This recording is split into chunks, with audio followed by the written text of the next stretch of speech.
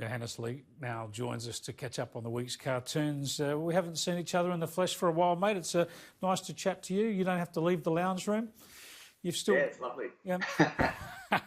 Let's have a look at Mark Knight's cartoon.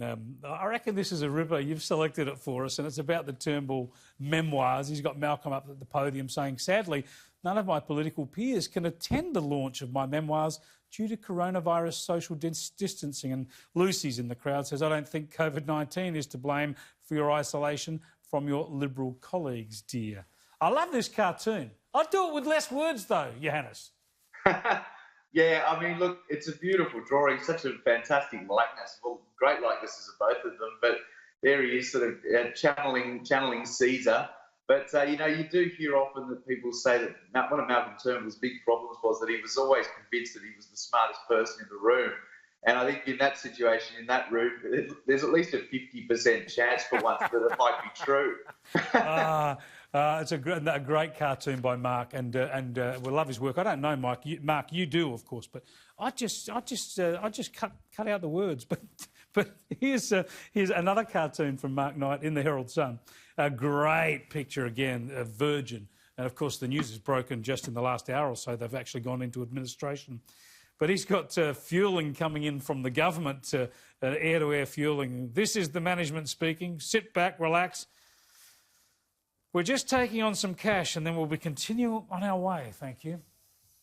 Yeah, it's a beautiful visual representation of the last dying gasps of this once proud enterprise that's just sort of disintegrating before our very eyes. And nobody draws that sort of thing quite as effectively as Mark does. And he really does love to get right into the nuts and bolts of big machines and that kind of thing, and he's done a beautiful job there. Yeah, that's excellent. No editing required on that one. If I'm going to stick my head out there on the chopping block, let's go to one of yours. I just love this one. We talked a moment ago about The Guardian, the fact that Malcolm Turnbull actually set up or led to the setting up of The Guardian. He's here in a park, all in their spy trench coats. It's Catherine Murphy and Lenore Taylor, the two people he recommended to run the political coverage for The Guardian. And Malcolm saying, and here's a list of everyone I suspect of leaking. This is beautiful, mate, because we've got people leaking against leaks and leaks coming up and people complaining about leaks that normally get leaks. It's Leak City at the moment. It is, mate. It's Leak City, all right. But, yes, it's sort of the whole book is this presumably it's sort of one long tirade, a sort of a poor me story about it, all these acts of bastardry that were going on around him. But, you know, the book itself, and then, you know, juicy tidbits like this Guardian revelation are sort of the biggest acts of bastardry and sort of skullduggery and treachery that you can possibly imagine. And the whole time he's lamenting the fact that he was treated so unfairly and, you know, backstabbings galore, all this sort of thing. I mean, it's just, you sort of do have to wonder how does a mind operate that can block out all of these things that everybody has seen and knows went on, but apparently they only ever happened to you, and you were never part of them, you know, when it came to anybody else. It's quite incredible. It is incredible stuff. Lenore Taylor and Catherine Murphy, you should have told everyone. You knew about this.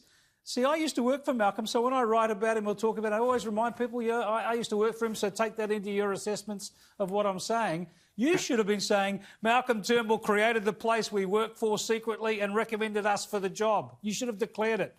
Well, you wonder how many people working at The Guardian would be sort of like, you know, just totally horrified when they found this out. You know, the ultimate sort of betrayal. Absolutely, absolutely. Now, I want to have a look at another one of yours. This is a classic window on our times. This is about people complaining about this new coronavirus app. And we got them lying back on the couch taking a selfie, over the side, lifting some weights, taking a selfie, obviously posting to Instagram and wherever. The government wants us to sign up to an app that tracks our contacts and behaviour and our movements. What an outrageous invasion of our privacy. Spot on. We know everything there is to know about these people already. Well, that's it. I mean, you know, there's a reason people say things like, if it's not on Instagram, it didn't happen. I mean, this is how teenagers live these days. That's sort of the byline of everyone's motto these days. And, you know, if they're not recording, you know, what they're having for breakfast or or how many sit-ups they can do and that kind of thing. Their identity starts to kind of crumble around them. So this is the sort of world we've created, and I mean, it's fascinating that if a spy agency or somebody like the CIA come along and said, let's secretly create a database and start monitoring and collecting everybody's data, and then people found out 5 or 10 years later, can you imagine the uproar? Instead, Facebook comes along and says, hey, we're going to enable you. We're going to just unleash your narcissism and put everything online, and everybody did it voluntarily. It's just, Big Brother is not required. We're doing it ourselves. That's right. Thanks so much for joining us, Johannes. Appreciate it.